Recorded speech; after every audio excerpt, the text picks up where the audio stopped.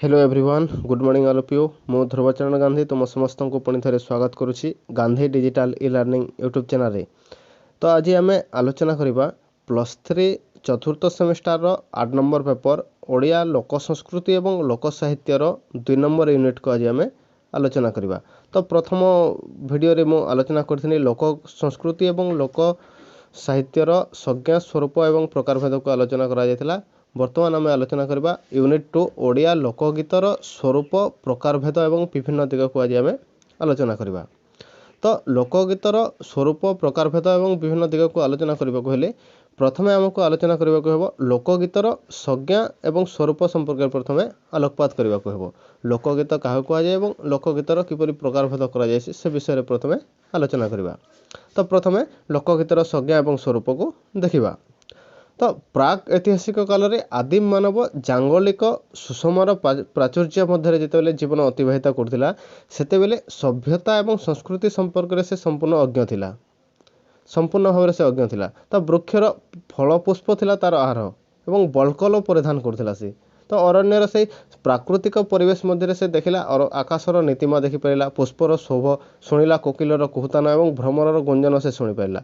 ता सहित निर्झरिणीर कलनाद, वर्षार रिमझिम शब्द, झिंकारीर झिंझी शब्द तार प्राण को जेपरि कबलित एवं प्रफुल्लित करुछि ताहा नुहे परंतु हृदय को पुलकित एवं आंदोलित मध्य करथिला। तो सेथिपई ता कंठरू झरी जायतिला सेदिन कवितार प्रथम ओंकार ध्वनि। तेणु लोक साहित्यर स्रष्टा प्रथमे गाइछि एवं परे कहिछि एवं जहा गाइछि ताहा प्राकृतिक एवं स्वाभाविक हो जाइछि। तो ये गीत कृत्रिमतार देहली मध्य आविष्टन हो पारिछि, स्वतःस्फूर्त एवं जीवंत हो पारिछि। तो जह्नरू झरी आसुथिबा ज्योत्स्ना बा अकाल बुकुरु झरी पड़ुथिबा बारिधारा जेमिति धरापृष्ठ को स्पर्श कला बेले जाति अजाति धनी दरिद्र विभेद रखी नाही, ठीक सेपरि लोकगीत समग्र मानव जाति प्राणर कलागीत। मात्र सबु गीत लोकगीत नुहे। तो ए संपर्क जदि आम देखा आलोचक चक्रधर महापात्र तांकर ओडिया लोकगीतर चित्र एवं चरित्र रे मत देसी लिखिछन्ति जो कविता मान एवं मुखे मुखे रही आसी केवे केवे हेले ग्रंथ भाव में परिचित होवार सुजोग लाभ करि नहीं बा कौनसी व्यक्ति द्वारा क्यों अज्ञात कोणरू सृष्टि लाभ कर तार विचक्षण महल रे जनसमाज रे कोणे कोणे प्रचलित हो सर्वजनीन हो पारिछि। तो सेमानंको ही ग्राम्य गीति बोलिकर अभिहित करबा समाजीन हेबो। तो विपुल अभिज्ञता एवं सुतीव्र अनुभूतिर भित्ति उपर लोकगीतिर शोध दंडायमान हो रही। तो यह कौन सीमा सरहद मध्य आबद्ध होकर रहे नहीं। तो कालर कोशटी पथर रे परीक्षित हो यार सर्वजनीन एवं सर्वकालीन हो पारिछि। तो लोक जीवनर रस प्राचुर्य यह मोहनीय हो पारिछि। तो मनीषर जीवनर केवल सुख समृद्धिर दिन गुड़िक एथिरे रूपायित नुहे, ता सहित दुख विषाद भरा संघर्ष मुखर क्लांतिकर वास्तव जीवन मध्य चित्रित होइछि। तो लोकगीति पुरुषानुक्रम जंत्रणाक्त जीवन रसाल एवं सरल पदगुड़िकर अपूर्व साहित्यिक सौंदर्य विमंडित हो पड़ी। तो मानव जीवनर समस्त सुख दुखर मधुमय अनुभूति लोकगीति माध्यम रूपायित हो ग्राम्य जीवन में झंकृत हो पड़ी। तो गिरी निर्झरिणी सदृश एगुड़िक सरल छल छल अथवा भाव व्यंजक हो पारिछि। जदि आम देखा ए संपर्क में अध्यापक डॉक्टर बैरागी चरण जेना तांकर ओडिया साहित्य एवं समालोचनार विकासधारा पुस्तक से लिखिछन्ति पल्ली जीवन सुख दुख पल्ली कविर अवलंबन से सबको संबल कर से गीत रचना करथाय एवं से गीत कौन से कागज रे छपा हो रही नहीं। तो ये संपूर्ण यह गोटे स्वयं संपूर्ण एवं आत्मभोला। तो सरल पल्ली हृदयर सहज स्वर आम जिते शुणु से आम चमत्कृत होता। तो एते सरल अते सुंदर ताहा जे एते सहज अथच एपरि परिपूर्ण भाव से रही है। तो एते करुण अथच एपरि मधुर भाव से रही है। तो ये पल्ली संगीत भितर आम ओडिशार प्रकृति रूपटी देखा पाई था। तो उत्कल जननीर व्यथित करुण मूर्ति क्षण काल आम मैंने चक्षुरे फुटी उठी थाए। तो ये मत को जदि आम ए मत पर आम जदि आम देखा तो यथार्थ मनीष को शाश्वत सजीवतार रहस्य देखाइबापी लोकगीत सबुले चेष्टा करता। तो प्राचीनता मध्य नवीनतार सन्धानटीए लोकगीत प्रदान करता है। जीवन को जीवन परी से देखाई थाए। तो सीमा मध्य असीमर आह्वान से देखाई थाए। बिंदु मधुरे सिंधुर से कल्पना करता है। तो नास्ति भितर अस्थिर से सन्धान प्रदान करता है। तो लोकगीतिर जदि आम आ गोटे मत को जदि आम उद्धार करवा डॉक्टर कुंज बिहारी दासंकर मत को जदि आम उद्धार करवा डॉक्टर कुंज बिहारी दास तांकर ओडिया लोकगीत एवं कहानी रे से लिखिଛନ୍ତି लोकगीत प्राचीन एवं पुणी चिर नवीन मध्य जुगे जुगे बाहर रूपर घटान्तर घटिले भी प्राचीन धारा अक्षुण्ण रही है। तो प्राचीनतम जुगर संदेश लोकगीत जरिए आम निकट आसी पहुँची जाइए। तो से दिगर बुझिले लोक साहित्य विदग्ध साहित्यर जनक बोलिक से मत प्रदान करछन्ति। तो वास्तविक देखा गले लोकगीत गुड़िक अतीत वर्तमान एवं भविष्यत समाज से रक्षा कवच हो रही। तो यह विशृंखलित समाज को श्रृंखलित कराई थाए। ता सहित कुश्चित सामाजिक विधि व्यवस्था जो सुस्थ सुंदर कर गढ़ी तोली जो कुश्चित सामाजिक विधि रही से विधि व्यवस्था को सुस्थ सुंदर कर गढ़ी तोलिबारे लोकगीत मुख्य भूमिका ग्रहण करता है। ता सहित कर्म विमुख मानव को कर्मतप्तर कराइबारे से चेष्टा करता है। ता सहित जो मैंने निराशार हृदय कंदर निराशा भितर जो मैंने हजि जाइछन्ति सेमानंको से प्रस्फुटित कराई थाए। आशार पद्म ता पाखरे प्रस्फुटित कराई थाए। तो जीवन में स्नेह भरी दे थाए ममतार फलगु भरी दे थाए प्रीति भरी दे थाए। तो ये दृष्टि विचार कले लोकगीतिका वास्तविक ओडिया जनसरोवर प्रस्फुटित शतदल। तो जार शोभा और सुरभि एबे भी ओडिशार सामाजिक जीवन को मोहाच्छन्न कर रखी। तो यह थिला आमर लोकगीतर संज्ञा संज्ञा एवं स्वरूप। जदि आम देखा लोकगीतर विभिन्न रूप को जदि आम आलोचना विभिन्न रूप बा लोकगीतर प्रकारभेद को जदि आम देखा तो लोकगीत को अनेक भाग में विभक्त करा जायछि। तो ये विपुल पृथ्वी हूँ लोकगीतर प्रशस्त क्षेत्र। तो मनीष प्रकृत आत्मपरिचय साहित्य ही मिली थाए। तो निजको एवं जगत को जानापी व्यापक परिसर रही है। तो आदिम मनीषर कलाप्रियता सामाजिक जीवनधारा और संस्कृति संपर्क में नाना कथा लोकगीतिकार उपलब्ध होता है। तो ये आज नृतत्वविद मैंने लोकगीतिकार मनीष सभ्यतार विवर्तन और अध्ययन पर उद्यम कर कारण ये लोकगीतिका विचित्रा बन्ना यार दृष्टि सुदूर प्रसारी हो रही है। तो जीवन एवं जगत सहित संजोग हो पार मूल्यबोधर परिवर्तन घटिले यार भाव सर्वदा अक्षुण्ण रही है। तो एक सर्वकालिक एवं चिरंतन मूल्यबोध यार कलेवर को परिपुष्ट कर नित्य नूतन होता है। तो अध्यापक वृंदावन चंद्र आचार्य तांकर ओडिया साहित्यर संक्षिप्त परिचय पुस्तक में लोकगीतिका को सामाजिक शिक्षात्मक और धार्मिक एपरी तीनोटी भाग में विभक्त करछन्ति। तो ये तीन भाग में लोकगीत गुड़िक वर्गीकरण कर जो विभिन्न विभाग में विभिन्न गीतिका को स्थानित करछन्ति ताहा यथार्थ। तो यह व्यतीत केतेक आलोचक यह लोकगीतिका को कर्ममूलक नारी जीवनमूलक आदि भाग में विभक्त करछन्ति। कारण ये लोकगीत गुड़िक असंख्य ढगढमाली कृषि गीत खेल गीत कांदणा गीत पाटुआ गीत दोली गीत डालखाई गीत बारमासी गीत चकुलिया पंडा गीत नानाबाया गीत इत्यादि बहुविध रूप में विभवमंडित अटे। तो एगुड़िक जो सरल से तरल और कलात्मक अटे। तो दोली गीत कांदणा गीत भली बहु रचना सत्य जेपरी साधारण व्यक्ति प्राणर सरल निरलस अनाबिल भावनार स्वतस्फूर्त भाव झरी पड़ी थाए। तो से लोकगल्प तुलन लोकगीत को लोकगीतर अधिक परिमाण में समाज जीवन निखुण चित्र सेठारे मिल पारि थाए। तो जदि आम बर्तमान से गुड़ी को पुंखानुपुंख भाव में आलोचना करवा। तो प्रथम देखा आम कृषक गीत। कृषक गीत आम क्या कहवा तो कृषि कार्य करने समय कृषक आपणार शारीरिक क्लांति को लाघव करने खरा वर्षार कृषि क्षेत्र में संगीतर मूर्छना तोली दे थाए। तो समसामयिक क्लांति अपनोदन निमित्त गीत गाई थाए। से गीत गाउथिबारु तो ये गीत केतेक निरर्थक शब्द व्यवहृत होता है। हल करने समय से जिते रौद्रताप क्लिष्ट हो पड़े से से कष्ट लाघव से गाई उठी थाए। ता सहित पौराणिक चरित्र आत्मप्रकाश से जो गीत गुड़िक गाई थाए से पौराणिक चरित्र गुड़िक आत्मप्रकाश करथांती। पुराण में वर्णित विषय विन्यासर सेठारे कौन सत्यता न थाए किंतु ग्राम्य जीवन में साधारण कृषिजीवी परिवार से जेहेतु जन्मग्रहण करते तो ता सहित नारी पुरुष निर्विशेष समस्ते कृषि कार्य जेहेतु व्यस्त थांती तेणु से जीवन गोटे भाई लंगल धरवा समय अन्य भाईटी तार मई जोची दे। तो एपरिक परिवार नर नारी मैंने तली बेषण कर पढ़ा बेषण करते। तो ये दृश्य एवं भी ओडिशार पुरपल्ली में बहुल भाव में परिलक्षित होता है। तो एक कथाटी को सुंदर भाव में कृषक पौराणिक चरित्र माध्यम कृषक गीत अवतारणा करपरिक रामर भारिजा नीलावती राणी लाउ कलसी बहुतिले पानी अर्घ्य बंधाइले यशोदा गंगारू नीर आनी हो एपरी। तापर आउ देखा कृषकर चरित्र जदि आम देखा राम लक्ष्मण दुई गोटी भाई के फांदे लंगल के फांदे आड़मई पल्हा ପରଶିବ ରାମ ଯେ ଲକ୍ଷଣ ସୀତୟା ଯିବେ ରହିବ। ଏପରି କୃଷକ ରାତି କାଳରୁ ହଳ ଲଙ୍ଗଳ ନେଇ କ୍ଷେତକୁ ଚାଲି ଯାଇଥାଏ। ତ କିଛି ସମୟ ହଳ କରିବା ପରେ ପେଟର ଭୋକ ଆତୁର କରି ପକାଇଥାଏ। ତ ଏହି ସମୟରେ ସେ ତା ତୃଷ୍ଣା ନିବାରଣ ପାଇଁ ସେ ବିଭିନ୍ନ ପ୍ରକାର ଗୀତ ସେ ଗାଇଥାଏ। ତାପରେ ଦେଖିବା ଆମେ ଶଗଡ଼ିଆ ଗୀତ। ତ ଶଗଡ଼ିଆ ଗୀତ ମଧ୍ୟ ଉତ୍କଳୀୟ ସଭ୍ୟତାରେ ମୁଖ୍ୟ ଭୂମିକା ଗ୍ରହଣ କରିଛି। ତ ଉତ୍କଳୀୟ ସଭ୍ୟତାରେ ଶଗଡ଼ ଥିଲା ଯାତ୍ରୀବାହୀ ଏବଂ ମାଲବାହୀ ସେ ସମୟରେ। ତ ଏବେ ବି ଉତ୍କଳର ପୁରପଲ୍ଲୀରେ ଶଗଡ଼ର ଏତାଦୃଶ କାର୍ଯ୍ୟ ପରିଲକ୍ଷିତ ହୋଇଥାଏ। ତ କେତେବେଳେ ଯାତ୍ରୀମାନଙ୍କ ଦ୍ୱାରା ତ ପୁଣି କେତେବେଳେ ନାନାଦି ଜିନିଷ ଦ୍ୱାରା ଶଗଡ଼ ଭରପୁର ହୋଇ ଉଠିଥାଏ। ତ ସକାଳ ପ୍ରହରରୁ ରାତି ଏବଂ ପୁଣି ରାତି ପ୍ରହରରୁ ସକାଳ ପର୍ଯ୍ୟନ୍ତ ଅବିରାମ ଗତିରେ ଶଗଡ଼ ବୋହି ଚାଲିଥାଏ। ତ ଅତ୍ୟଧିକ ପରିଶ୍ରମ ଯୋଗୁଁ ସେ କେତେବେଳେ କ୍ଳାନ୍ତ ହୋଇପଡ଼ିଥାଏ ତ ପୁଣି କେତେବେଳେ ଅବଶ ହୋଇପଡ଼ିଥାଏ। ତ ଏହି କ୍ଳାନ୍ତିକୁ ଲାଘବ କରିବା ପାଇଁ ହଠାତ୍ ତା କଣ୍ଠରୁ ଝରି ପଡ଼ିଥାଏ କବିତାର ଝଙ୍କାର। ତ ଏହି କବିତାର ଭାବଧାରା ମଧ୍ୟରେ ସଂହତିର ଅଭାବ ପରିଲକ୍ଷିତ ହୋଇପାରେ। ତଥାପି ଶାନ୍ତ କ୍ଳାନ୍ତ ଶଗଡ଼ିଆ ନିଜ ସଙ୍ଗୀତର ତାଳେ ତାଳେ ଭୁଲି ଯାଇଥାଏ ସେ ସକଳ ପରିଶ୍ରମକୁ। ତା ସଙ୍ଗୀତର ମାଧୁର୍ଯ୍ୟରେ ପଥକ୍ଳାନ୍ତ ବଳଦ ଯୋଡ଼ିକ ମଧ୍ୟ ପରମ ତୃପ୍ତି ଲାଭ କରିଥାନ୍ତି। ତ ଏହି ସଙ୍ଗୀତରେ ଥିବା ଲାଳିତ୍ୟ ଏବଂ ପ୍ରାକୃତିକତା ସତେ ଯେପରି ସେମାନଙ୍କର ଅସୀମ ଶକ୍ତି ସଞ୍ଚାର କରାଇଥାଏ।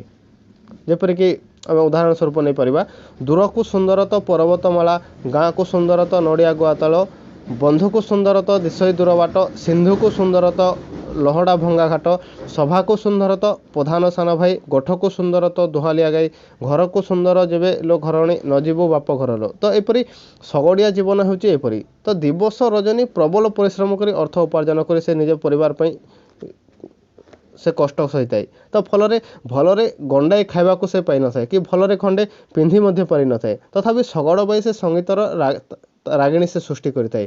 ତ କାରଣ ଏହି ସଙ୍ଗୀତ ମଧ୍ୟରେ ହିଁ ସେ ଭୁଲି ଯାଇଥାଏ ଦୁଃଖ ସୁଖକୁ, ପାଶୋରି ଦେଇଥାଏ ଜ୍ୱାଳା ଯନ୍ତ୍ରଣାକୁ ଏବଂ ହାହତ ସମୟ ଜୀବନ ଜୀବିକାକୁ। ତାପରେ ଦେଖିବା ଆମେ ସବାରିଆ ଗୀତ। ସବାରିଆ ଗୀତ ମଧ୍ୟ ଲୋକଗୀତର ଗୋଟେ ମୁଖ୍ୟ ଗୁରୁତ୍ୱପୂର୍ଣ୍ଣ ଗୀତ, ଯେଉଁଟାକି ଓଡ଼ିଶାର ଏକ ଗ୍ରାମବହୁଳ ରାଜ୍ୟ। ତ ଏହି ଗ୍ରାମୀଣ ପରିବେଶରେ ମଧ୍ୟରେ ଆମ ସାମାଜିକ ଜୀବନରେ ସବାରି ବା ସ୍ୱାରୀର ଭୂମିକା ମଧ୍ୟ ଗୁରୁତ୍ୱପୂର୍ଣ୍ଣ। ତ ସାଧାରଣତଃ ବିବାହ ସମୟରେ ବା ବିବାହ ପରେ ବରକନ୍ୟା ବାପଘରୁ ଶାଶୁଘରକୁ କିମ୍ବା ଶାଶୁଘର ବାପଘରକୁ ଏହି ସବାରି ମାଧ୍ୟମରେ ହିଁ ଗମନ କରିଥାଏ। ତ ଆଜିର ଯନ୍ତ୍ର ସଭ୍ୟତା ଯୁଗରେ ଏହାର ଭୂମିକା ସମ୍ପ୍ରତି ଗୌଣ ହୋଇପାରେ, ମାତ୍ର ଅତୀତ ଉତ୍କଳର ପଲ୍ଲୀ ଜୀବନରେ ସବାରି ଯେ ପ୍ରଧାନ ଭାଗ ଥିଲା ଏହା ନିଃସନ୍ଦେହ। ତ ସାଧାରଣତଃ ଏହି ସବାରିକୁ 4 ଜଣ ବ୍ୟକ୍ତି ବହନ କରି ପଥ ଅତିକ୍ରମ କରିଥିବା ବେଳେ ପଥ କଷ୍ଟ ଜନିତ କ୍ଳାନ୍ତି ଏବଂ ଅବସାଦରୁ ରକ୍ଷା ପାଇବା ପାଇଁ ସେମାନେ ଯେଉଁ ଗୀତ ସୃଷ୍ଟି କରି ଗାଉଥିଲେ ତାହା ସବାରିଆ ଗୀତ ନାମରେ ଖ୍ୟାତ। ତ ଏହି ଅର୍ଥହୀନ ସଙ୍ଗୀତ ପ୍ରଥମେ ଜଣେ ବ୍ୟକ୍ତି ଆବୃତ୍ତି କଲେ ଅନ୍ୟମାନେ ତାକୁ ଅନୁସରଣ କରି ପୁନରାବୃତ୍ତି କରି ଗାଉଥିଲେ। ତ କେତେକ ସ୍ଥାନରେ ପ୍ରଥମ ବ୍ୟକ୍ତି ଗୋଟିଏ ପଦ ଆବୃତ୍ତି କରିବା ପରେ ଅନ୍ୟମାନେ ପରବର୍ତ୍ତୀ ପଦ ଗୁଡ଼ିକ ଆବୃତ୍ତି କରୁଥିଲେ ଏବଂ ନିଜର କ୍ଳାନ୍ତି ଏବଂ ପଥଶ୍ରମକୁ ଭୁଲି ଯାଉଥିଲେ। ତ ଏ ପ୍ରସଙ୍ଗରେ ଯଦି ଆମେ ଦେଖିବା ସବାରିଆ ଗୀତର ଗୋଟେ ଉଦାହରଣ ଆମେ ନେଇପାରିବା। ହୁମୁରା ଭାଇଲୋ ଖବର କରିଲୋ, ଦବର ଦାଡ଼ିଲୋ, ନଜର ନଳିଲୋ, ଧୀରା ଗଢ଼ିବୁଲୋ, କୋଇଲି ଅଖାଲୋ, ମଳାସୁର ପୁଅ ଦିଅର ଲେଖାଲୋ, ବାଲେଶ୍ୱର ଗୁଣ୍ଡି ପାନରେ ଦବୁଲୋ, ପାନ ଭାଙ୍ଗୁଥିବୁ ଖିଲେଇ କରିଲୋ, ଚୁନି ଚୁନି ଗୁଆ ଖଇର ମିଶାଲୋ, ବଡ଼ ନଈକୂଳ ବଡ଼ ଉଜାଣିଲୋ, ଗାମୁଛା କାନିରେ ଆଣିବି ଟାଣିଲୋ ଇତ୍ୟାଦି। ତ ଏ ଗୀତର ପ୍ରଶ୍ନକର୍ତ୍ତା ଏବଂ ଉତ୍ତରଦାତା ଗୋଟିଏ ଦଳର ଏବଂ ପଥକ୍ଳାନ୍ତ ଦୂର କରିବାକୁ ସେମାନେ ଯାହା ଯେତେବେଳେ ପାଟିକୁ ଆସୁଥିଲା ସଙ୍ଗୀତହୀନ ଭାବରେ ସେମାନେ ଗାଇ ଚାଲୁଥିଲେ। କିନ୍ତୁ ଅତୀତର ସବାରିଆ ଗୀତ ଆଜି ଆଉ ନାହିଁ। ତ ତା ପରିବର୍ତ୍ତେ ଆଧୁନିକ ଶସ୍ତା ସଙ୍ଗୀତ ଏବେ ବର୍ତ୍ତମାନ ଆସିଯାଇଛି। ତାପରେ ଦେଖିବା ଆମେ ଚକୁଲିଆ ପଣ୍ଡା ଗୀତ। ତ ଚକୁଲିଆ ପଣ୍ଡା ଗୀତ ମଧ୍ୟ ଆମର ଓଡ଼ିଆ ସାହିତ୍ୟର ଲୋକଗୀତରେ ପ୍ରମୁଖ ଭୂମିକା ଗ୍ରହଣ କରିଛି। ତ ସାଧାରଣତଃ ଓଡ଼ିଶାର ଗ୍ରାମୀଣ ପରିବେଶରେ ଗୀତ ଗାଇ ଗାଇ ଭିକ୍ଷା ମାଗିବା ଚକୁଲିଆ ପଣ୍ଡାମାନଙ୍କର ଏକ ସ୍ୱାଭାବିକ ପ୍ରବୃତ୍ତି ଥିଲା। ତ ଗ୍ରୀଷ୍ମ ଋତୁରେ ସେମାନେ ଗ୍ରାମକୁ ଗ୍ରାମ ବୁଲି ଲୋକମାନଙ୍କ ମନରେ ବିଶ୍ୱାସ ସୃଷ୍ଟି କରିବାକୁ ଯାଇ ଗୀତ ମାଧ୍ୟମରେ ଦାନ ଧର୍ମର ମହତ୍ତ୍ୱ ପ୍ରତିପାଦନ କରୁଥିଲେ। ସେମାନେ ପଦକୁ ପଦ ମିଳାଇ ଗାଉଥିବା ଗୀତ ଗୁଡ଼ିକ ପୌରାଣିକ କଥାବସ୍ତୁ ଉପରେ ସାଧାରଣତଃ ପର୍ଯ୍ୟବେସିତ ଥିଲା। ବିଭିନ୍ନ ଦେବାଦେବୀ ଏବଂ ପୌରାଣିକ ବିଷୟକୁ ବର୍ଣ୍ଣନା କରି ସେମାନେ ଧର୍ମ ବିଶ୍ୱାସୀ ଓଡ଼ିଆ ପ୍ରାଣରେ ଆବେଗ ସୃଷ୍ଟି କରି ବେଶ କିଛି ଭିକ୍ଷା ପାଉଥିଲେ। ତ ସୂର୍ଯ୍ୟବଂଶୀୟ ସମ୍ରାଟ ପ୍ରଭୁ ରାମଚନ୍ଦ୍ରଙ୍କର ମହତ୍ତ୍ୱ ପ୍ରଚାର କରିବାକୁ ଯାଇ ଚକୁଲିଆ ପଣ୍ଡାମାନେ ବିଭିନ୍ନ ପ୍ରକାର ସଙ୍ଗୀତ ସଂଯୋଜନା କରି ଗୀତ ଗାଉଥିଲେ, ଯାହାକୁ କି ଆମେ ଉଦାହରଣ ସ୍ୱରୂପ ନେଇପାରିବା। ଆପଣେ ଜଣୁ ରାମ ନାମ ପଦକୁ ଭଣିଲେକ ଯୁଜେଷ୍ଟି, ସ୍ୱଦେହ ଘେନିଣ ସେହି ସ୍ୱର୍ଗକୁ ଗଲେ ଉଠିହେ, ଯହୁଁ ରାମ ନାମକ ପଦକୁ ଭଣିଲେକ କଇଁତା, 5 କୋଟି ପୁତ୍ର ତାର ହେଲେ ବଳବନ୍ତା ହେ, ଯହୁଁ ରାମ ନାମ ପଦକୁ ଭଣିଲେକ ନକୁଳ, କୁନ୍ତ ହୁଳି ପୃଥିବୀକି ଟଳମଲ। ତ ଏପରି ସେମାନେ ଗୀତକୁ ସଂଯୋଜନା କରିକରି ସେମାନେ ଗାଉଥିଲେ। ତ ଏକ ସ୍ୱତନ୍ତ୍ର ପ୍ରକାର ଶୈଳୀରେ ଚକୁଲିଆ ପଣ୍ଡାମାନେ ଏ ଗୀତ ଗୁଡ଼ିକ ଗାଇ ଗାଇ ଓଡ଼ିଶାର ଧର୍ମପ୍ରାଣ ସରଳ ପଲ୍ଲୀବାସୀଙ୍କର ମନକୁ ସହଜରେ କିଣି ନେଉଥିଲେ। ତାପରେ ଦେଖିବା ଆମେ ନାଉରିଆ ଗୀତ। ତ ନାଉରିଆ ଗୀତ ଓଡ଼ିଶାର ନଦୀ ନାଳ ପରିପୂର୍ଣ୍ଣ ଏକ ଗ୍ରାମ, ଯେହେତୁ ଓଡ଼ିଶା ନଦୀ ନାଳ ପରିପୂର୍ଣ୍ଣ ଗୋଟେ ଗ୍ରାମବହୁଳ ଦେଶ, ତ ଗମନାଗମନର ବିଶେଷ ସୁବିଧା ନଥିବାରୁ ବିଭିନ୍ନ ନଦୀ ନାଳରେ ନାଉରିଆ ମାନେ ନାଁ ମାଧ୍ୟମରେ ଲୋକମାନଙ୍କୁ ନଦୀ ପାର କରାଉଥିଲେ। ତ ଏଇ ନାଉରିଆ ମାନେ କେତେବେଳେ ଯାତ୍ରୀମାନଙ୍କ ମନରେ ଆନନ୍ଦ ସୃଷ୍ଟି କରିବା ପାଇଁ ନାଁ ମେଲି ଦେଇ ବିଭିନ୍ନ ପ୍ରକାର ମନ ଫୁଲାଣିଆ ଗୀତ ଗାଉଥିଲେ। ତ କେତେବେଳେ ଆଡ଼ୁଲା ମାରିବା ସମୟରେ ପବନର ପ୍ରତିକୂଳ ପ୍ରଭାବ ଯୋଗୁଁ ଯେଉଁ ଶାରୀରିକ କଷ୍ଟ ହେଉଥିଲା ସେଥିରୁ ସମସାମୟିକ ପ୍ରଶାନ୍ତି ପାଇଁ ସେମାନେ ଗୀତ ଗାଉଥିଲେ। ତ ଅଧିକାଂଶ ନାଉରିଆମାନଙ୍କର ଗୀତ ରସିକତାପୂର୍ଣ୍ଣ ଥିଲା। ତ ସେମାନଙ୍କର ଗୀତ ଗୁଡ଼ିକ ହୃଦୟରେ ଗଭୀରତମ ପ୍ରଦେଶରୁ ସୃଷ୍ଟି ହେଉଥିଲା ଏବଂ ତାହା ହଠାତ୍ ମନ ଓ ପ୍ରାଣକୁ ଆକର୍ଷିତ କରୁଥିଲା। ତ ନାଁ ଚଳାଇବା ସମୟରେ କୌଣସି ତରୁଣ ହଳଦୀ ଜର ହୋଇ ଚାଉଳ ଧୋଇବାର ଦୃଶ୍ୟ ଯଦି ନାଉରିଆ ଦୃଷ୍ଟିରେ ପଡ଼ୁଥିଲା ତେବେ ସେ ତାହାକୁ ସେ ସଙ୍ଗୀତ ମାଧ୍ୟମରେ ତାହାକୁ ଗାଇ ଦେଉଥିଲା। କଦଳୀ ପତର ବାହାକୁ ଫରଫର, ଓଦା ଲୁଗା ପିନ୍ଧି ଗୋରି ବାହାର, ହଳଦୀ ଜର ହୋ। ଠିକ୍ ସେପରି ଯଦି ଦେଖିବା ଆମେ କି ଗୀତ ଗାଇଲୁ ନା ମଙ୍ଗେ ବସି, କାନ ପାରିଥିବ 16 ବୟସୀ, ଚାଉଳ ଧୋଇ ଆସି ହୋ। ଏପରି ତ ନାଉରିଆ ହୃଦୟର ଗଭୀରତମ ପ୍ରଦେଶରୁ ସୃଷ୍ଟି ଏହି କବିତା କେତେ ଯେ ସରସ ଏବଂ ଜୀବନ୍ତ ଏବଂ ରସପୂର୍ଣ୍ଣ ତାହା କେବଳ ହୃଦୟ ପାଠକ ହିଁ ତାହାକୁ ଉପଲବ୍ଧି କରିପାରିବ। ତାପରେ ଆମେ ଦେଖିବା ଦୋଳି ଗୀତ। ତ ଦୋଳି ଗୀତ ହେଉଛି ଓଡ଼ିଶାର ପଲ୍ଲୀ ଜୀବନରେ ପାଳନ କରାଯାଉଥିବା ବିଭିନ୍ନ ପର୍ବପର୍ବାଣି ମଧ୍ୟରୁ ରଜ ପର୍ବରେ ଯେଉଁ ଗୀତ ବୋଲାଯାଇଥାଏ ତାହାର ଭୂମିକା ଅନବଦ୍ୟ। ତ ଏହି ରଜ ପର୍ବରେ ଦୋଳି ଖେଳ କିଶୋର କିଶୋରୀମାନଙ୍କର ମାନସ ପଟରେ ଆଲେଖ୍ୟ ସୃଷ୍ଟି କରିଥାଏ। ତ ବିଶେଷ କରି ଏହି ପର୍ବରେ ଦୋଳି ଗୀତ ହେଉଛି ପଲ୍ଲୀପ୍ରାଣ ଜନତାଙ୍କ ପାଇଁ ସ୍ୱତନ୍ତ୍ର ଆକର୍ଷଣ। ତ ସାଧାରଣତଃ ଦୋଳି ଗୀତ ହେଉଛି ପ୍ରାକ୍ ଯୌବନର ଗୀତ। ତ କିଶୋରର ଦ୍ୱାର ଦେଶରେ ଯୌବନ ଉପନୀତ ହୋଇଥାଏ। ତ ଯୌବନ ରାଜ୍ୟର ରାଜକୁମାରୀ ହେଉଛି କିଶୋରୀ। ତ ବୈରାଗ୍ୟବଞ୍ଜିତ ଜୀବନକୁ ଯୌବନ ଉପହାସ କରିଥାଏ। ତେଣୁ ଦୋଳି ଖେଳ ପ୍ରାରମ୍ଭରେ ଦେବାଦେବୀ ବନ୍ଦନା କରିବାକୁ ଯେ ତାର ସମୟ ନଥାଏ, କେବଳ ବିଧି ରକ୍ଷା କରିବା ପାଇଁ ସେ ଆମର ଦୋଳି ଗୀତରେ ସେ ଟିକେ ବନ୍ଦନା କରିଦେଇଥାଏ। ଯେପରିକି ଲଲାଟେ ଦେଇ ଚନ୍ଦନ, ପ୍ରଥମେ ବନ୍ଦିଲି ଶ୍ରୀ ଗଜାନନ, ଦୋଳି ଗୀତେ ଦେଲି ମନ, ବନ୍ଦୋଇ ସାରଳା ଦେବୀ, ପ୍ରସନ୍ନ ହୋଇଲେ ଉତ୍ତର ଦେବୀ, ମନରେ ରଖିବ ଭାବି, ଦୋଳିର ଉପରେ ଫଳ, ସମସ୍ତେ ରହିବେ ଭଲ। ଏପରି ସେ ବିଭିନ୍ନ ସମୟରେ ବିଭିନ୍ନ ଲୋକଙ୍କୁ ଦେଖି ସେ ଦୋଳି ଗୀତ ଗୁଡ଼ିକ ଗାଇଥାନ୍ତି। ତ ରଜ ଦୋଳି ଖେଳ ଅବିବାହିତା କିଶୋରୀମାନଙ୍କର ନିଜସ୍ୱ ସୃଷ୍ଟି। ତେଣୁ ଦୋଳି ଖେଳୁ ଖେଳୁ ଯଦି ସେ 2 ଜଣ କିଶୋର ତାଙ୍କରି ସାମ୍ନାରେ ଚାଲି ଯାଉଥିଲେ ତତ୍କ୍ଷଣାତ୍ ସେ ତାଙ୍କୁ ମନେ ପକାଇ ଗୀତଟିଏ ଗାଇ ଦେଉଥିଲା। ନବବିବାହିତା ଶାଶୁଘର ଫେରନ୍ତା ଝିଅମାନଙ୍କର ଖେଳରେ ଅପୂର୍ବ ଅଭିଜ୍ଞତା ଥିବା ଦୃଷ୍ଟିରୁ ସେମାନେ ଦୋଳି ଗୀତ ଗାଇବା ପାଇଁ ସ୍ୱାଗତ କରାଯାଇଥାଏ। ତ ସେମାନଙ୍କର ଦୋଳି ଖେଳ ଗୀତରେ ଶାଶୁଘରର ସୁଖ ଦୁଃଖ କାହାଣୀ ମଧ୍ୟ ଶୁଣିବାକୁ ଭଲ ଲାଗିଥାଏ। ତ ଶାଶୁଘରେ ପାଇଥିବା ଦୁଃଖ କଷ୍ଟ ଏବଂ ନିର୍ଯାତନା ପାଇଁ ନବବିବାହିତା ଝିଅଟି ନିଜ ବୋଉକୁ ଦୋଷ ଯେ ସେ ଗୀତ ଗାଇଥାଏ। ଠିକ୍ ସେପରି ବୋଉ ପ୍ରତି ମଧ୍ୟ ତାର ଅଭିମାନ ହୃଦୟର ଅନୁରାଗକୁ ଦୂରୀଭୂତ କରିପାରେନି। ବାପ ଘରୁ ବିଦାୟ ବେଲାରେ ବୋଉର କାନ୍ଦ ମୁହଁ ଏବଂ ଝିଅର ଆଖି ଆଗରେ ନାଚି ଉଠିଥାଏ। ତ ତାହାକୁ ମଧ୍ୟ ସେ ଗୀତ ମାଧ୍ୟମରେ ଗାଇ ଦେଇଥାଏ। ତା ସହିତ ବାପା ବୋଉଙ୍କୁ ଛାଡ଼ିଦେଲେ ଝିଅର ଅସୀମ ସ୍ନେହ ନିଜ ଭାଇ ପ୍ରତି ରହିଥାଏ। ତ କାରଣ ବାପା ମାଆଙ୍କର ଅବର୍ତ୍ତମାନରେ ଭାଇ ହେଉଛି ଭଉଣୀର ଆଣ୍ଟ। ତ ଭାଇର ବିବାହର ବେଳେ ତାର ପରିବେଶରେ ଭଉଣୀର ଦୃଷ୍ଟିରେ ଅପୂର୍ବ ଘଟିଥାଏ। ତାହାକୁ ପ୍ରକାଶ କରିବାକୁ ଯେ ଭଉଣୀ ଦୋଳି ଗୀତରେ ମଧ୍ୟ ଗାଇଥାଏ। ତ ଏସବୁ ଗୀତ ଗୁଡ଼ିକରେ ତରୁଣ ତରୁଣୀ ପ୍ରାଣର ଆବେଗ ଏବଂ କୃତ୍ରିମତା ଶୂନ୍ୟ ଭାବ ପ୍ରକାଶ ପାଇଥାଏ। ତ ବାସ୍ତବିକ ଓଡ଼ିଆ ଲୋକଗୀତରେ ରଜଦୋଳି ଗୀତର ସ୍ଥାନ ଗୁରୁତ୍ୱପୂର୍ଣ୍ଣ ଅଟେ। ତ ଏହାକୁ ଯଦି ଆମେ ଅଧ୍ୟୟନ କରିବା ତ ଜୀବନରେ ସୁନ୍ଦର ଆଲୋକ ପରିପୁଷ୍ଟ ହୋଇଥାଏ। ତାପରେ ଦେଖିବା ଆମେ ପୁଚି ଖେଳ ଗୀତ। ତ ବିଭିନ୍ନ ଖେଳ ମଧ୍ୟରେ ଝିଅମାନଙ୍କର ପୁଚି ଖେଳ ଗ୍ରାମ୍ୟ ଜୀବନରେ ଗୋଟିଏ ଆକର୍ଷଣୀୟ ଖେଳ ରୂପରେ ବିଦିତ ହୋଇଥାଏ। ତ ଏହି ପୁଚି ଖେଳ କେବଳ ଶରୀରର ଗଠନରେ ସାହାଯ୍ୟ କରିନଥାଏ ବରଂ ମାନସିକ ଶାନ୍ତି ଆଣିବା କ୍ଷେତ୍ରରେ ମଧ୍ୟ ସହାୟକ ହୋଇଥାଏ। ତ ଏହି ପୁଚି ଖେଳରେ ଜଣେ ସର୍ବଦା ଅନ୍ୟ ଜଣଙ୍କୁ ଟପି ଯିବା ପାଇଁ ଚେଷ୍ଟିତ ହୋଇଥାଏ। ତ ଏହି ଖେଳ ଠିଆ ପୁଚି ଏବଂ ବସା ପୁଚି ନାମରେ 2 ଭାଗରେ ବିଭକ୍ତ। ତ ଏହି ପୁଚି ଖେଳ ସମୟରେ ଝିଅମାନେ ବିଭିନ୍ନ ପ୍ରକାର ଗୀତ ଗାଇ ପ୍ରତିଯୋଗୀମାନଙ୍କୁ ଉତ୍ସାହିତ କରିଥାନ୍ତି। ଯେପରିକି ଠିଆ ପୁଚି ଖେଳ ବେଳେ ସେମାନେ ଯେଉଁ ଗୀତ ଗାଇଥାନ୍ତି ତାହାକୁ ଉଦାହରଣ ସ୍ୱରୂପ ଆମେ ନେଇପାରିବା। ଠିଆ ପୁଚି ନାରଙ୍ଗ, ଗୋଡ଼ ଦିଟା ସାରଙ୍ଗ ବାଡ଼ିକି ଯାଇଥିଲି, ସାରଙ୍ଗ କୋଲି ଆଣିଥିଲି, ଅଧେ କୋଳି ଭଜା, ଅଧେ କୋଳି କଞ୍ଚାଳୁ, ତୋ ଭଉଣୀ ରାଣୀଲୋ, ମୋ ଭାଇଟି ରଜା। ତ ଏପରି ଗୀତ ଗୁଡ଼ିକ ସେମାନେ ଗାଇଥାନ୍ତି। ତାପରେ ଶିଶୁ ଗୀତ। ଶିଶୁ ଗୀତ ଶିଶୁମାନେ ଯେଉଁ ଗୀତ ଗାଆନ୍ତି ବା ଶିଶୁମାନଙ୍କ ପାଇଁ ଯେ ଗୀତ ବୋଲାଯାଇଥାଏ ତାହାକୁ ଶିଶୁ ଗୀତ କୁହାଯାଇଥାଏ। ତ ବିଶେଷ କରି ଏ ଗୀତ ବୋଲାଯିବା କ୍ଷେତ୍ରରେ ମାଆ ମାନେ ଗୁରୁତ୍ୱପୂର୍ଣ୍ଣ ଭୂମିକା ଗ୍ରହଣ କରିଥାନ୍ତି। ମାଆ ପାଖରେ ପିଲାମାନେ ଅତ୍ୟନ୍ତ ଅଝଟ ହୋଇଥାନ୍ତି। ପିଲାମାନଙ୍କୁ ଶୁଆଇବା, ଖୁଆଇବା, ପିଆଇବା, ହଳଦୀ ଲଗାଇବା, କୋଳରେ ବସି ଝୁଲାଇବା, ଗେଲ କରିବା ଏବଂ କାନ୍ଦିଲା ବେଳେ ବୁଝାଇବା ପ୍ରଭୃତି ବିଭିନ୍ନ ଅବସ୍ଥାରେ ଭିନ୍ନ ଭିନ୍ନ ମନୋରଞ୍ଜନକାରୀ ଗୀତ ବୋଲି ପିଲାର ମନ ପରିବର୍ତ୍ତନ କରିବା ପାଇଁ ସେମାନେ ଚେଷ୍ଟା କରିଥାନ୍ତି। ତ ଗୀତର ସେପରି କୌଣସି ଅର୍ଥ ନଥିଲେ ସୁଦ୍ଧା ଗୀତର ସ୍ୱର ଲହରୀ ଶିଶୁକୁ ଆକର୍ଷିତ କରିଥାଏ। ପିଲାଙ୍କୁ ଝୁଲଣରେ ଝୁଲାଇ ମନ ପରିବର୍ତ୍ତନ କରିବା ପାଇଁ ମାଆର ତାଲେ ତାଲେ ଗୀତ ମଧ୍ୟ ବୋଲିଥାଏ। ଯେପରିକି ଝୁଲରେ ହାତେ ଝୁଲ, ବା ପାଣି ଖାଇ ଫୁଲ, ଝୁଲରେ ହାତେ ଝୁଲ। ତାପରେ ଶିଶୁକୁ ଶୁଆଇବା ସମୟରେ ମା ଗୀତ ଗାଇଥାଏ, ଧୋରେ ବାୟା ଧୋ, ଯେଉଁ କିଆରୀରେ ଗହଲ ମାଣ୍ଡିଆ ସେଇ କିଆରୀରେ ଶୋ, ଏପରି। ତାପରେ ଆମେ ଦେଖିବା ବ୍ରତ ଏବଂ ଓଷା ଗୀତ। ତ ଓଡ଼ିଶାରେ ଅନେକ ପର୍ବପର୍ବାଣି ଏବଂ ଓଷା ପାଳିତ ହୋଇଥାଏ। ତ ମାନସିକ ପରିପୂରଣ ଉଦ୍ଦେଶ୍ୟରେ ହେଉ ବା ଭବିଷ୍ୟତ ପାଇଁ କିଛି କାମନା କରି ହେଉ ଉତ୍କଳର ପୁରପଲ୍ଲୀରେ ବିଭିନ୍ନ ସମୟରେ ଯେପରିକି ସୋମନାଥ ବ୍ରତ ହେଲା, ସୁଦଶା ବ୍ରତ, ବୁଧେଇ ଓଷା ଏବଂ ଖୁଦୁରୁକୁଣୀ ଓଷା, କାଞ୍ଜିଅଳା, ବଡ଼ ଓଷା ଇତ୍ୟାଦି ବହୁଳ ଭାବରେ ପାଳିତ ହୋଇ ଆସୁଅଛି। ବୁଧେଇ ଓଷା, ଖୁଦୁରୁକୁଣୀ ଓଷା, କାଞ୍ଜିଅଳା ଓଷା, ବଡ଼ ଓଷା ଇତ୍ୟାଦି ବହୁଳ ଭାବରେ ପାଳିତ ହୋଇ ଆସୁଅଛି। ତ ବିଭିନ୍ନ ଓଷାମାନଙ୍କର ମଧ୍ୟରେ ଝିଅମାନଙ୍କର ଦ୍ୱାରା ସର୍ବାଧିକ ପାଳିତ ହେଉଥିବା ଓଷା ହେଉଛି ଖୁଦୁରୁକୁଣୀ ଓଷା। ତ ଭାଦ୍ରବ ମାସର ପ୍ରତି ରବିବାର ଦିନ ଏହା ପାଳିତ ହୋଇଥାଏ। ତ ଦୀର୍ଘ 1.5 ମାସ ଧରି ଏହାର ଚାଲୁ ହୋଇଥାଏ।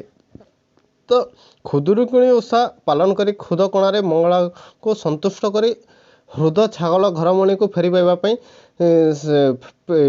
ସଙ୍ଗେ ସଙ୍ଗେ 6 ଭାଉଜଙ୍କର ଅତ୍ୟାଚାରରୁ ତଅପୋଇ କିପରି ରକ୍ଷା ପାଇଥିଲା। ତ ଏଇ କଥା ପ୍ରାୟ ସମସ୍ତଙ୍କୁ ଜଣା। ତ ଏଇ ଖୁଦୁରୁକୁଣୀ ଓଷାକୁ କେହି ଭାଲୁକୁଣୀ ଓଷା ମଧ୍ୟ କହିଥାନ୍ତି।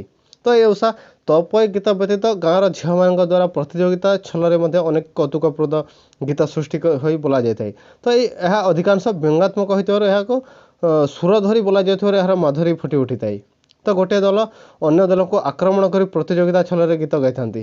ଯଥାକି ଆମେ ଉଦାହରଣ ସ୍ୱରୂପ ନେଇପାରିବା, ଆମ ଭାଲୁକୁଣୀ ଖାଏ କ୍ଷୀରି, ତୁମ ଭାଲୁକୁଣୀ ବାଟ ହଉରି, ଆମ ଭାଲୁକୁଣୀ ରାଣୀ, ତୁମ ଭାଲୁକୁଣୀ ବାଉଁଶ କଣି, ଆମ ଭାଲୁକୁଣୀ ଖାଏ ମୁଆଁ, ତୁମ ଭାଲୁକୁଣୀ ମୁହଁରେ ନିଆଁ, ଆମ ଭାଲୁକୁଣୀ ଖାଉଛି ଚଣା, ତୁମ ଭାଲୁକୁଣୀ ହାତରେ ଖଡ଼ୁ, ତୁମ ଭାଲୁକୁଣୀ ବଉଶ ବୁଡ଼ୁ ଇତ୍ୟାଦି। ତାପରେ ଆମେ ଦେଖିବା କାନ୍ଦଣା ଗୀତ। ତ କାନ୍ଦଣା ଗୀତ ହେଉଛି ଲୋକଗୀତର ଗୋଟିଏ ଅନବଦ୍ୟ ଆକର୍ଷଣ। ତ ଏହା ମଧ୍ୟରେ ନାରୀ ଜୀବନର ବିଭିନ୍ନ ପର୍ଯ୍ୟାୟ ବର୍ଣ୍ଣିତ ହେବା ସଙ୍ଗେ ସଙ୍ଗେ ସମାଜରେ ନାରୀର ସ୍ଥାନ ସମ୍ପର୍କରେ ପରିଚୟ ମିଳିଥାଏ। ତ ହୃଦୟର ସ୍ୱତଃସ୍ଫୂର୍ତ୍ତ ଭାବର ଏହି ଗୀତିମୟ ଅଭିବ୍ୟକ୍ତି ମନରେ ଗଭୀର ରେଖାପାତ କରିଥାଏ। ତ ଏ ଦେଶର ସଂସ୍କୃତି ତ ଝିଅ ବୋହୂମାନଙ୍କର ପ୍ରତ୍ୟକ୍ଷ ବା ପରୋକ୍ଷ ଅନୁଭୂତିକୁ ନିଜର ଭାବି ଏହା ସୃଷ୍ଟି କରାଯାଇଥାଏ। ତ ଅନୁଭୂତିର ବିନୀତ ପ୍ରକାଶରେ ଯଦି ଝିଅର ବିଦାୟ ଏବଂ ବୋହୂର ଆଗମନ ବେଳେ ଏହା ଅଧିକ ହୃଦୟସ୍ପର୍ଶୀ ହୋଇଥାଏ। ବିଶେଷ କରି ଶାଶୁ ଘରକୁ ଯିବା ବେଳେ ନବବିବାହିତାର ଅଶ୍ରୁ ଗଳିତ ଅନ୍ୟମାନଙ୍କ ଆଖିରେ ମଧ୍ୟ ଲୁହ ଭରି ଦେଇଥାଏ। ତ ପରିଚିତ ସ୍ଥାନରୁ ଅପରିଚିତ ସ୍ଥାନକୁ ଏବଂ ପରିଚିତମାନଙ୍କ ଗହଣରୁ ଅପରିଚିତମାନଙ୍କ ନିକଟକୁ ଯାତ୍ରା କାଳରେ ନବପରିଣୀତା ମନରେ ଆଶଙ୍କା ଜାଗିବା ସ୍ୱାଭାବିକ। ତ ସେ ଜାଣେ ନା ଯେ ଅନାଗତ ଭବିଷ୍ୟତ ପାଇଁ ତା ପାଇଁ କ'ଣ ସଞ୍ଚି ରହିଛି। ତ ସମାଜର ପାରମ୍ପରିକ ରୀତି ନାମରେ ଯୁଗ ଯୁଗର ରକ୍ଷଣଶୀଳତା ତା'ର ଅନଭିଜ୍ଞ ହୃଦୟ ଏବଂ ମନକୁ କଣ୍ଟକିତ କରିଦେଇଥାଏ। ତ କାନ୍ଦଣା ଭିତରେ କେବଳ ଶାଶୁଘରର ଗଞ୍ଜଣା ଆଶଙ୍କାରେ ଯେ ଝିଅଟି କାନ୍ଦିଛି ତାହା ନୁହେଁ, ଅନେକ ସ୍ଥାନରେ ତା'ର ପିତୃଗର୍ଭେ ଲାଞ୍ଛନା ମଧ୍ୟ ରୂପ ପାଇଛି। ତ ଝିଅର କାନ୍ଦଣାରେ ତା'ର ଅନ୍ତରର ଭାଷା ପ୍ରସ୍ଫୁଟିତ ହୋଇଥାଏ, ଯାହାର ଅତ୍ୟନ୍ତ ଛଳନା ଶୂନ୍ୟ ହୋଇଥାଏ। ତ ତା'ର କାନ୍ଦଣା ପୁଣି ବିଭିନ୍ନ ପରିବେଶ ଏବଂ ଭିନ୍ନ ଭିନ୍ନ ସ୍ଥାନ ପାଇଁ ଭିନ୍ନ ପ୍ରକାରର ରହିଥାଏ। ତ ଏ କାନ୍ଦଣା ଶୁଣିଲେ ସାଧାରଣତଃ ପଥର ବି ତରଳି ଯାଇଥାଏ। ତ ଏକ ଶୋକାତୁର ଭାବ ସମଗ୍ର ଶରୀରକୁ ଆବରି ପକାଇଥାଏ। ତ ସାଧାରଣତଃ ଯଦି ଆମେ ଦେଖିବା ବର ଆସିବାର ଅବ୍ୟବହିତ ପୂର୍ବରୁ ଝିଅକୁ ବାଡ଼ୁଆ ପାଣିରେ ଗାଧୋଇବା ସମୟରେ ତା'ର କାନ୍ଦଣା ଗୀତ ଅତ୍ୟନ୍ତ ଦୁଃଖପୂର୍ଣ୍ଣ ମଧ୍ୟ ହୋଇଥାଏ। ତା ସହିତ ସେ ବିବାହ ସରିବା ପରେ ମା ଘରକୁ ତା'ର ଶାଶୁ ଘରକୁ ଯିବା ସମୟରେ ମଧ୍ୟ ସେ ଅନେକ କାନ୍ଦଣା ଗୀତ ମଧ୍ୟ ଶୁଣିବାକୁ ମିଳିଥାଏ। ତ ସେଥିମଧ୍ୟରୁ ଆମେ ଗୋଟେ ଉଦାହରଣ ସ୍ୱରୂପ ମଧ୍ୟ ନେଇପାରିବା, କଳା ମେଘ ବୋଲି ମୁଁ ଚାହେଁ ନାହିଁ ଲୋ ବୋଉ, କଳାହାଣ୍ଡି ବୋଲି ମୁଁ ଧୋଏ ନାହିଁ ଲୋ ବୋଉ, ପେଟ ଦରଜ କି ପିଠି ଦରଜ ଲୋ ବୋଉ, ମୋର ଦରଜ କି ପର ଜାଣିବ ଲୋ ବୋଉ, ସକାଳର ଖିଆ ସଞ୍ଜ ହୋଇବ ଲୋ ବୋଉ, ତାଟିରେ ଲାଗିଲେ ମନ ଲାଗିବ ଲୋ ବୋଉ, ମୋର ଯେଉଁ ଦେଶେ ଜଳ ଯାଚି ନଥାନ୍ତି ହେ ବାପା, ସେହି ଦେଶେ ଜଳ ମାଗି ପିଇଲ ହେ ବାପା, ପିତା ଫଳ ବୋଲି ଗୁଞ୍ଜିଣ ଦେଇ ହେ ବାପା, ପଚା ମାଛ ବୋଲି ଯାଚି ଭୋଇ ହେ ବାପା। ତ ଏପରି ବିଭିନ୍ନ ସମୟରେ ସେ କାନ୍ଦଣା ଗୀତ ଗୁଡ଼ିକ ଶୁଣିବାକୁ ମିଳିଥାଏ। ତାପରେ ଆମେ ଦେଖିବା ବାରମାସୀ ଗୀତ। ତ ବାରମାସୀ ଗୀତ ନାରୀର ନିଜସ୍ୱ ଏବଂ ବର୍ଷକର ସୁଖ ଦୁଃଖକୁ ଘେନି ଏହା 12ଟି ପଦରେ ରଚିତ ହୋଇଥାଏ। ତ ଏହା ନିରାଡମ୍ବର ନିଷ୍କପଟି ପଲ୍ଲୀ ଜୀବନର ପ୍ରତ୍ୟକ୍ଷ ଅନୁଭୂତି ଦର୍ଶାଇଥାଏ। ତ ବିଷୟବସ୍ତୁ ଦିଗରୁ ଯଦି ଏବେ ଦେଖିବା, 12 ମାସକୁ ପୁତ୍ର ବିରହରେ ମାତାର ଦୁଃଖ ଏବଂ ସ୍ତ୍ରୀ ବିରହ ଗୀତ ଏବଂ ସ୍ତ୍ରୀ ପୁରୁଷଙ୍କ ମଧ୍ୟରେ ପ୍ରେମାଲାପ, ଏପରି ପଦ୍ମତୋଳା ଏବଂ ଖାଦ୍ୟ 12 ମାସୀ ଭାବରେ ମଧ୍ୟ 5ଟି ଭାବରେ ବିଭକ୍ତ କରାଯାଇଥାଏ। ତ ସ୍ତ୍ରୀ ବିରହ 12 ମାସରେ ସ୍ୱାମୀ ବିଦେଶ ଯାଇଥିଲେ ବିରହଣ ସ୍ତ୍ରୀ ସର୍ବଦା ସ୍ୱାମୀର ଉପସ୍ଥିତି କାମନା କରିଥାଏ। ଶେଷରେ ନିରୁପାୟ ଅବସ୍ଥାରେ ଜୀବନ ଦୁଃସହ ହୋଇ ଉଠିଲେ ସେ ନୀରବରେ ଆଖିରୁ 2 ଟୋପା ଅଶ୍ରୁ ଢାଳି ଦେଇ ମନେ ପକାଇଥାଏ। ଠିକ୍ ସେପରି 12 ମାସୀ ଗୀତରେ ଖାଦ୍ୟ ବର୍ଣ୍ଣିତ ହେବା ସହିତ ବିଭିନ୍ନ ପର୍ବପର୍ବାଣୀର ସଂକେତ ଏବଂ ଲୋକଚରିତ୍ରର ସଂକେତ ମିଳିଥାଏ। ଯଥାକି ଆମେ ଉଦାହରଣ ସ୍ୱରୂପ ନେଇପାରିବା, ମଗୁସୁରେ ନୂଆ ଭାତ ଚିଙ୍ଗୁଡ଼ି ମାଛ ରସ, ଆଶ୍ୱିନରେ ଘୁଅ ପିଠା କାର୍ତ୍ତିକେ ହବିଷ୍ୟ, ପୁଷ ମାସେ ମୂଲା ମୁଢ଼ି ଖାଇବାକୁ ମିଠା, ଘନ ଆଉଟା ପାଟକପୁରା ଚକଡ଼ା ପୋଡ଼ପିଠା, ଜ୍ୟେଷ୍ଠରେ ପାଚିଲା ଆମ୍ବ ଆଷାଢ଼େ କଣ୍ଟାଳ, ଶ୍ରାବଣରେ ତାଲ ଭାଦ୍ରବେ ନୂଆ ଚୂଡ଼ା ଗୁଡ଼, 12 ମାସରେ 12 ଖାଇଲେ ଆଉ ଖାଇବୁ କି, ପଖାଳ ଭାତରେ ବାଇଗଣ ପୋଡ଼ା ଖେଚୁଡ଼ି ଭାତରେ ଘି, ଏପରି ଅନେକ ପ୍ରକାର ଗୀତ ଦେଖିବାକୁ ମିଳିଥାଏ। ତାପରେ ଢଗଢମାଲି। ତ ସମାଜ ଜୀବନକୁ ସୁସ୍ଥ ନିରାମୟ କରିବା କ୍ଷେତ୍ରରେ ଢଗଢମାଲିର ଭୂମିକା ଗୁରୁତ୍ୱପୂର୍ଣ୍ଣ। ତ ସାଧାରଣତଃ ଲୋକ ଜୀବନର ବିଭିନ୍ନ ଆଚାର ବିଚାର, ନୀତି ନିୟମ ଏବଂ ବିଧି ବ୍ୟବସ୍ଥା ଏହି ଢଗଢମାଲି ଗୁଡ଼ିକରେ ପ୍ରକାଶିତ ହୋଇଥାଏ। ତ ଏହି ଢଗଢମାଲିରେ ସାମାଜିକ ଜୀବନର ଖାଦ୍ୟ ପଦାର୍ଥ ଯେପରିକି ଗୃହୋପକରଣ, ଗ୍ରାହସ୍ଥ ଜୀବନର ଯାବତୀୟ ସୁଖ ଦୁଃଖ ହେଲା, ପଡ଼ୋଶୀରେ ହିଂସା ଦ୍ୱେଷ, ତା ସହିତ ଗୃହସ୍ଥଳୀର ଦ୍ୱନ୍ଦ୍ୱ, କଳହ, ଉତ୍ତେଜନା, ଅବସାଦ, ଦୈନ୍ୟ ସଂକୀର୍ଣ୍ଣତା ଏବଂ ଅସହିଷ୍ଣୁତା ପ୍ରଭୃତି ବର୍ଣ୍ଣନା କରାଯାଇଥାଏ। ତ ସେଥିମଧ୍ୟରୁ ଆମେ ଉଦାହରଣ ସ୍ୱରୂପ ମଧ୍ୟ ନେଇପାରିବା, ଯେଉଁଟାକି ନୀତି ବାକ୍ୟ ହିସାବରେ ରୁଚୁ ନ ରୁଚୁ ଖା ପିତା, ବୁଝ ନ ବୁଝ ପଡ଼ ଗୀତା, ଅସଙ୍ଗରେ ସଙ୍ଗୀତା, ଅସଙ୍ଗରେ ସଙ୍ଗୀ ହେଲେ ଫାଶୀ କାଟରେ ଲମ୍ବିତା, ଏପରି ନୀତି ବାକ୍ୟ ଭରା ଗୀତ ଗୁଡ଼ିକ ମଧ୍ୟ ଦେଖିବାକୁ ମିଳିଥାଏ। ଯଦି ଆମେ ବ୍ୟଙ୍ଗାତ୍ମକ ଗୀତ ଯଦି ଦେଖିବା, ପରଲୁଗା ପିନ୍ଧି ଜାତକୁ ଯାଇ ପଚାରିଲେ ମୁଣ୍ଡ ଟୁଙ୍ଗାରୁଥାଏ, ପୁଅ କରୁଥାଏ ଚାତର, ବାପ ବିକୁଥାଏ ଚିଙ୍ଗୁଡ଼ି ଶୁଖୁଆ, ମା ବିକୁଥାଏ ପତର, ଏପରି ବିଭିନ୍ନ ପ୍ରକାର ଢଗଢମାଲି ମଧ୍ୟ ରହିଛି। ଏ ଢଗଢମାଲି ଓଡ଼ିଆ ସାହିତ୍ୟରେ ବହୁଳ ସଂଖ୍ୟାରେ ଅସଂଖ୍ୟ ସଂଖ୍ୟାରେ ଅଛି। ତାପରେ ନାଁ ଦିଆ ଏବଂ ବୁଦ୍ଧି ପରୀକ୍ଷା। ନାଁ ଦିଆ ଏବଂ ବୁଦ୍ଧି ପରୀକ୍ଷା ପର୍ଯ୍ୟାୟରେ ସାଧାରଣତଃ ଲୋକକବିମାନଙ୍କର ବୌଦ୍ଧିକ ଚାତୁରୀ ପରିଲକ୍ଷିତ ହୋଇଥାଏ। ତ ମଣିଷ ତାର ଅବସର ସମୟ ଅତିବାହିତ କରୁଥିବା ବେଳେ ନିଜର ସାଥୀମାନଙ୍କର ନିକଟରେ ବୁଦ୍ଧି ପରୀକ୍ଷା କରିବା ପାଇଁ ସୁଜ୍ଞାନର ଗଭୀରତା ତଥା ସାମୟିକ ଆନନ୍ଦ ପ୍ରଦାନ ଉଦ୍ଦେଶ୍ୟରେ ଏପରି ଅନେକ ବୌଦ୍ଧିକ ପ୍ରଶ୍ନ ପଚାରି ଉତ୍ତର ଲୋଡ଼ିଥାଏ। ତ ଏହାଦ୍ୱାରା ଯେକୌଣସି ଇତର ପ୍ରାଣୀମାନଙ୍କଠାରୁ ତାର ସ୍ଥାନ ଯେ ବହୁ ଊର୍ଦ୍ଧ୍ୱରେ ତାହା ପ୍ରମାଣିତ ହୋଇଯାଇଥାଏ। ତ ଚିନ୍ତା ଶକ୍ତି ଅଭିବୃଦ୍ଧି କରିବା କ୍ଷେତ୍ରରେ ଏହି ପର୍ଯ୍ୟାୟ ଗୀତ ଗୁଡ଼ିକର ଗୁରୁତ୍ୱପୂର୍ଣ୍ଣ ଭୂମିକା ରହିଛି। ତ ଏପରି କେତେକ ନାଁ ଦିଆ ଏବଂ ବୌଦ୍ଧିକ ପ୍ରଶ୍ନ ସମ୍ବଳିତ ଉଦାହରଣ ଆମେ ମଧ୍ୟ ନେଇପାରିବା, ଯେପରିକି ଛଅ ଗୋଡ଼ ତାର କୋଇଲି ରଙ୍ଗ, ନୁହଇ ପକ୍ଷୀ ସେ ପାରଇ ଡିମ୍ବ, ନିକୁଞ୍ଜ ବନରେ ତାହାର ଘର, ମଣିଷ ମାଉଁସ କରେ ଆହାର, ଏହା ଗୋଟେ ହେଉଛି ନାଁ ଦିଆ। ତ ଏଠାରେ ଏହାର ଉତ୍ତର ହେଉଛି ଉକୁଣି।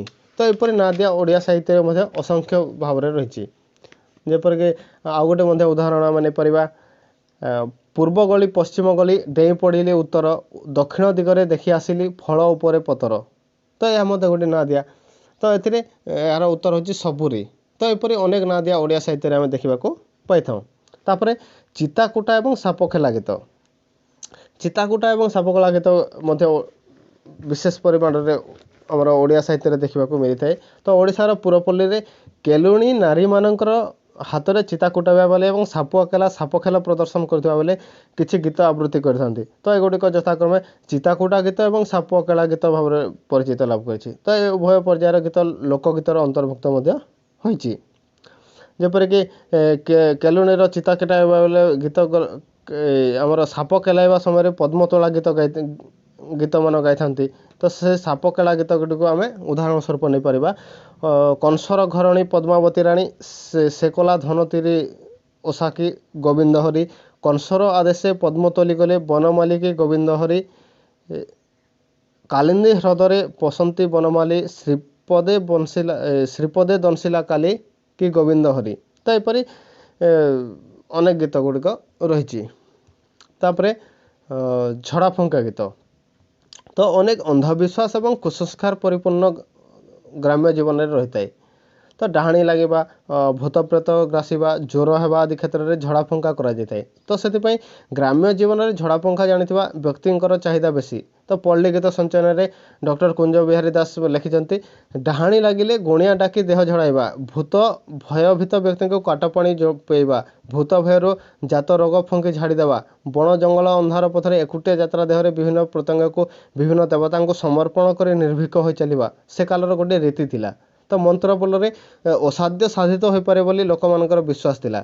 तो गुणिया द्वारा देह किलाई देथिले भूत प्रेत ब्रह्म राक्षस डाहाणी चिरकुणी कौन से अनिष्ट साधन कर न पारती बोलिक से मत से लिखिं। तो एपरिक पेट कटा लुण मंत्र प्रचलन प्रथा से समय समाज में थिला। एबे भी अनेक समय अनेक जगार ग्राम्य जीवन में अनेकत्र परिलक्षित होता है। जदि एपरी देह किलाइबा मंत्र गोटे आम उदाहरण स्वरूप नहीं पारिबा। वज्र किलिणी वज्र द्वारा चौकती चौद्वार डाहाणे डाहाण चंडी बामे क्षेत्रपाल आगे नरसिंह पछे अष्टबेताल उपरे महामुद्रा वज्र कपाट कोटिए ओइले गोटिए नछाड़ू बोली कहार आज्ञा काउरी कामचंडींकर कोटि कोटि आज्ञा। तो एपरी देह किलाइबा मंत्र अनेक गुड़िए आम देखा पाई था। तापर समर बोली गीत समर बोली गीत वीर ओडिया जातिर गोटे महत्वपूर्ण लोकगीतिका रूप परिगणित होता है। तो ओडिया वीर जिते युद्ध को जाऊला से समय विभिन्न प्रकार समर गीति मान गान कराए से मन भितर उत्साह प्रेरणा तथा आत्मविश्वास सृष्टि करा। तो ये समर गीतिका भितर वीर योद्धा मानकर वेश पोशाक अस्त्र शस्त्र एवं युद्ध बाड़ीखल आदि स्थान पाउथिला।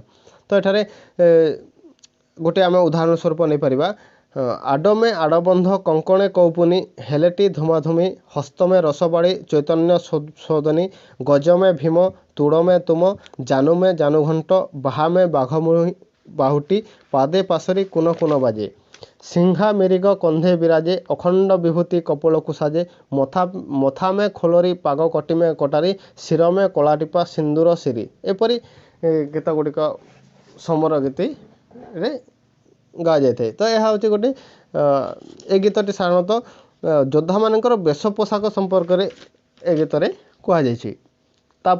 महिषियाल गीत तो महिषियाल गीत ओडिया लोकगीतर गोटे गुरुत्वपूर्ण विभाग। तो महिषियाल प्रचंड हाड़भंगा से गीत प्रबल बारिजपाद एवं प्रखर रौद्रतापर महिषी सहित समय कटाउଥିବା अवसर में निजर निसंग जीवन को किसी परिमाण में सरल सुंदर करने से गीत गाई एवं से गीतटी महिषियाल गीतिका नाम ख्याति लाभ करिछि।